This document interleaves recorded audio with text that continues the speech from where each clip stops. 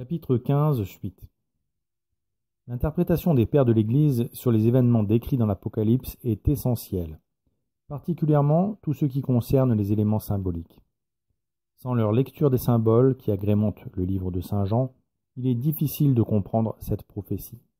Cependant, pour comprendre la vision que les pères de l'Église avaient de l'Apocalypse, il ne faut pas perdre de vue que ces saints hommes vivaient au premier temps de la prophétie, c'est-à-dire aux premiers âges de l'Église. En dehors des 7 lettres aux églises, ils voyaient donc naturellement dans l'Apocalypse une révélation du futur. Et si bien entendu toute la symbolique et la mystique des leçons contenues dans ce livre étaient claires pour eux, et si par la grâce de Dieu, ils devinaient le sens global et les grandes lignes de la prophétie joannique, notamment par leur grande connaissance des Saintes Écritures, il ne leur était pas loisible d'embrasser plus précisément la vision de Saint Jean, les prophéties ne devenant claires qu'une fois réalisées. Or, à leur époque, la majeure partie des événements décrits par Saint Jean n'avaient pas encore eu lieu. Ce ne fut donc que plus tard que certains exégètes, guidés par la grâce divine, découvrant la réalisation de certaines des prophéties, envisagèrent un schéma de lecture inédit qui, malgré sa nouveauté, respectait les enseignements de l'Église, car ces âmes avaient bien compris la règle que doivent respecter tous les exégètes et que le pape Léon XIII mit plus tard en avant lorsqu'il prit sa plume pour dire aux chrétiens. À la vérité, quant au passage de la Sainte Écriture qui attend encore une explication certaine et bien définie, il peut se faire, grâce à un bienveillant dessein de la providence de Dieu, que le jugement de l'Église se trouve pour ainsi dire mûri par une étude préparatoire. Et au sujet des points qui ont déjà été fixés, le docteur peut jouer un rôle également utile, soit en les expliquant plus clairement à la foule des fidèles, d'une façon plus ingénieuse aux hommes instruits, soit en les défendant plus fortement contre les adversaires de la foi. L'interprète catholique doit donc regarder comme un devoir très important et sacré d'expliquer dans le sens fixé les textes de l'Écriture dont la signification a été indiquée authentiquement, soit par les auteurs sacrés que guidait l'inspiration de l'Esprit Saint, soit comme cela a eu lieu dans beaucoup de passages du Nouveau Testament, soit par l'Église assistée du même Saint-Esprit et au moyen d'un jugement solennel, ou par son autorité universelle et ordinaire. Il lui faut se convaincre que cette interprétation est la seule qu'on puisse approuver d'après la loi d'une saine herméneutique. Sur les autres points, il devra suivre les analogies de la foi et prendre comme modèle la doctrine catholique telle qu'elle est indiquée par l'autorité de l'Église. En effet, c'est le même Dieu qui est l'auteur et des livres sacrés et de la doctrine dont l'Église a le dépôt. Il ne peut donc arriver assurément qu'une signification attribuée au premier et différent en quoi que ce soit de la seconde provienne d'une légitime interprétation. Et pour compléter le propos, voici ce que disait le pape Pie XII.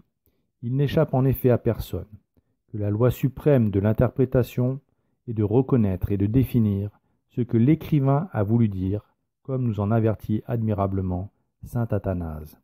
Ici, ainsi qu'il convient de faire dans tous les autres passages de la Sainte Écriture, il faut observer à quelle occasion l'apôtre a parlé, remarquer avec soin et impartialité à qui et pourquoi il a écrit, de peur qu'en ignorant ces circonstances, ou les comprenant autrement, on ne s'écarte du véritable sens.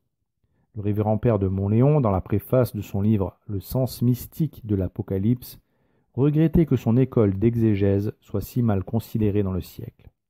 Le sens mystique connaît en notre XXe siècle une singulière défaveur auprès des exégètes professionnels. L'ostracisme dont il est frappé est arrivé à son comble.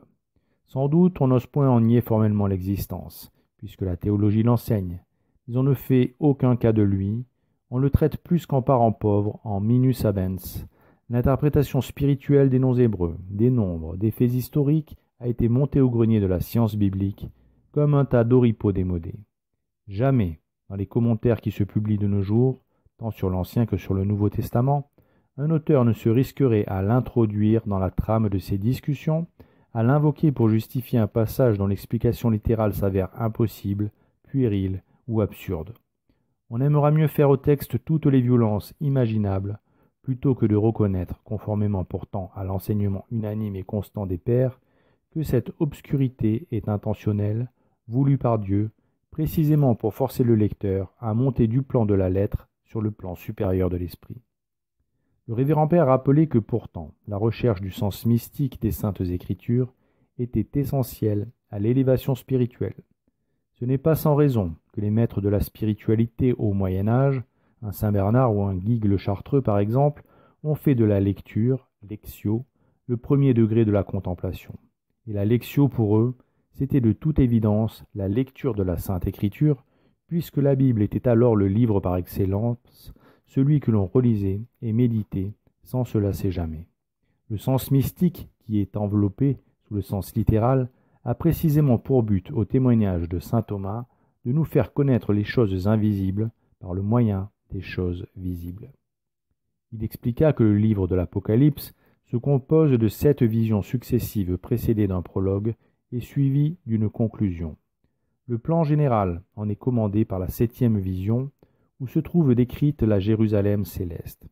Cette description ultime domine non seulement toute l'Apocalypse, mais même, peut-on dire, la somme entière de l'Écriture, dont elle est comme le couronnement. Tout l'enseignement des livres saints ne tend qu'à un seul objet, conduire l'homme de cette terre ingrate où les premiers chapitres de la Genèse nous le montrent exilé en punition de son péché, à sa vraie patrie, au lieu de son bonheur et de son repos, à la cité de Dieu. Le but que poursuit l'auteur sacré est de rappeler aux chrétiens le terme sublime vers lequel ils marchent, la récompense magnifique qui leur est promise. Mais, en même temps, il veut leur remettre en mémoire cette vérité constamment oubliée, que l'on ne peut parvenir à ce merveilleux séjour qu'en passant à travers des épreuves de toutes sortes. Il mit aussi en avant que le nombre 7 n'a pas été choisi au hasard pour les tableaux de l'Apocalypse, et c'est pourquoi, contrairement aux commentateurs plus récents qui pensent pouvoir découper au gré de leur conception personnelle ce livre rempli de mystères, les docteurs de l'Église l'ont toujours souligné et respecté. Ce chiffre marque en effet le parallélisme qui existe entre l'œuvre de la création et celle de notre régénération. De même que Dieu ne s'est reposé que le 7e jour, après avoir accompli le travail qu'il s'était fixé pour les 6 autres, de même l'Église en général, ou chaque âme humaine en particulier, ne peut espérer entrer dans son repos définitif, manifesté par la 7e vision, qu'après avoir supporté le labeur de la vie présente, symbolisé par les 6 visions précédentes pour parfaire sa régénération. Le révérend père fit la réflexion qu'envisagé comme le dernier livre de la Bible, l'Apocalypse met le sceau de la manière la plus parfaite à toute la littérature sacrée. Elle en est la digne conclusion et le glorieux couronnement, quoiqu'unique en son genre, ce livre a des points de contact avec tous les autres écrits inspirés, car il est tour à tour historique, doctrinal, moral, tout en demeurant essentiellement prophétique. En nous transportant à la fin des temps, il nous rappelle spécialement la Genèse, qui s'occupe des origines du monde. De même, en effet, que le premier des livres sacrés raconte les débuts de l'activité divine, de même, l'Apocalypse en décrit la fin, qui consistera à tout renouveler, à faire cesser toutes les souffrances occasionnées par le péché du premier homme, et à procurer aux élus des délices éternelles dans le ciel. Dans tout ce que nous lisons entre ce premier et ce dernier livre de la Sainte Écriture, règne une admirable unité, créée surtout par notre Seigneur Jésus-Christ, qui est vraiment, comme il nous a été facile de le démontrer en commençant notre œuvre, le centre de toute la Bible. Il rappela aussi que le sens mystique des Saintes Écritures a été voulu et ordonné par Dieu même, selon les paroles du pape Pie XII. C'est le Saint-Esprit qui en est l'auteur. C'est lui qui l'a enchâssé dans les livres saints sous les figures du sens littéral. Bien loin d'affaiblir la valeur de ce dernier, il l'éclaire au contraire et le vivifie.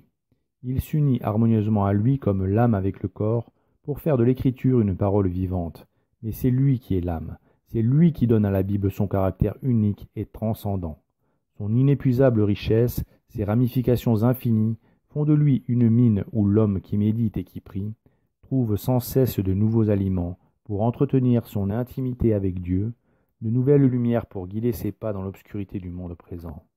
Tous les pères de l'Église sans exception, tous les docteurs, les maîtres de la vie spirituelle, les saints de tous les siècles, y ont puisé à pleine main en même temps qu'ils l'enrichissaient de leurs propres découvertes.